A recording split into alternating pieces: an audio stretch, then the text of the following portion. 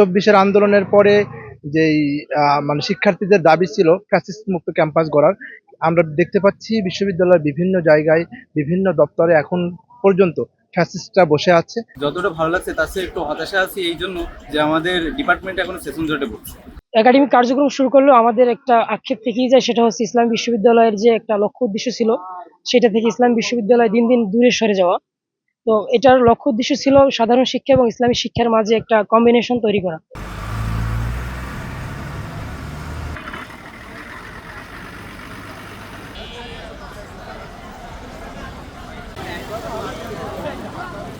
এতদিন যেহেতু একটা লম্বা ছুটির মধ্যে গিয়েছি, আমাদের ঈদের ছুটি ছিল, যেহেতু পহেলা রোজা থেকে আমাদের ছুটিটা ছিল, অনেক বেশি একটা দীর্ঘ সময় ছুটির মধ্যে ছিল। এতদিন পরে ভার্সিটিতে এসে সত্যিই খুবই ভালো লাগছে।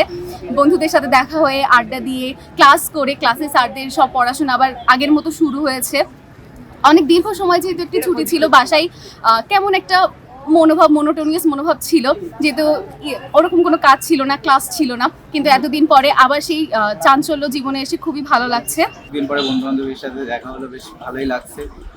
তবে আমাদের হচ্ছে যতটা ভালো লাগছে তার চেয়ে একটু হতাশা আছি এই জন্য যে আমাদের ডিপার্টমেন্ট এখনো সেশন জটে পড়ছে।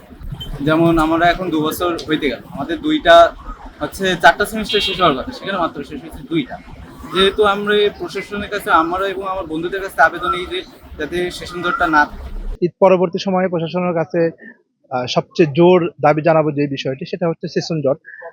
আপনারা জানেন যে ইসলামী বিশ্ববিদ্যালয়ে বিভিন্ন ডিপার্টমেন্টে এখনো সেশন জট আছে, যার কারণে আসলে অনার্স শিক্ষা জীবন শেষ করতে 4 বছরের কাছে 5 বছর 6 বছর লেগে যাচ্ছে। তো আশা করি বিশ্ববিদ্যালয় সবচেয়ে গুরুত্বের সাথে এই কাজটা করবে। পাশাপাশি 24-এর আন্দোলনের পরে যেই মানে শিক্ষার্থীদের দাবি ছিল ফ্যাসিস্ট মুক্ত ক্যাম্পাস গড়ার, আমরা দেখতে পাচ্ছি বিশ্ববিদ্যালয়ের বিভিন্ন জায়গায়, বিভিন্ন দপ্তরে এখন পর্যন্ত ফ্যাসিস্টরা বসে আছে।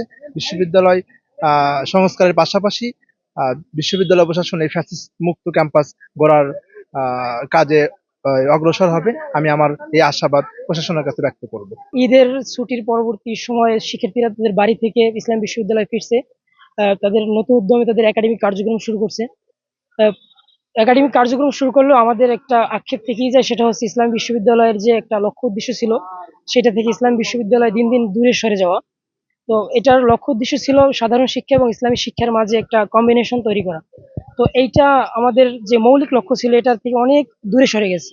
তো আমরা চাই এটা ইসলাম বিশ্ববিদ্যালয়ে যেন তার লক্ষ্যে ফিরে আসে এবং তার উদ্দেশ্যকে পূরণ করে। জুলাই আগস্ট অভ্যুত্থানের মধ্য দিয়ে ফ্যাসিবাদ পতনের পর আমরা প্রথম ঈদ উদযাপন করেছি। এবছরের ঈদ বিগত বছরগুলোর তুলনায় একটু ব্যতিক্রম ছিল। আমরা খুবই ভ্রাতৃত্বপূর্ণ আমেজ দেখতে পেয়েছি ঈদের মৌসুমে।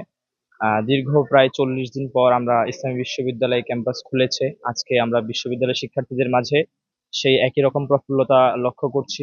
শিক্ষার্থীরা ক্যাম্পাসে ফিরে আসাতে ক্যাম্পাস যেন নতুন করে প্রাণ ফিরে পেয়েছে।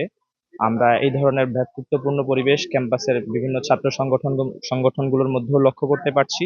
আমরা আশাবাদী এই ধরনের পরিবেশ আমাদের মাঝে দীর্ঘদিন বিরাজ করবে এবং আমরা সুন্দরভাবে আমাদের একাডেমিক কার্যক্রমগুলো চালিয়ে যেতে পারবো। আমাদের পড়াশোনার যে পরিবেশটা, নতুন করে যে পরিবেশ তৈরি হয়েছে, এই পরিবেশের মধ্যে আমরা আমাদের শিক্ষা দীক্ষার যে বিষয়গুলো সেগুলো আরো সুন্দরভাবে সুচারুরূপে সম্পন্ন করতে পারবো।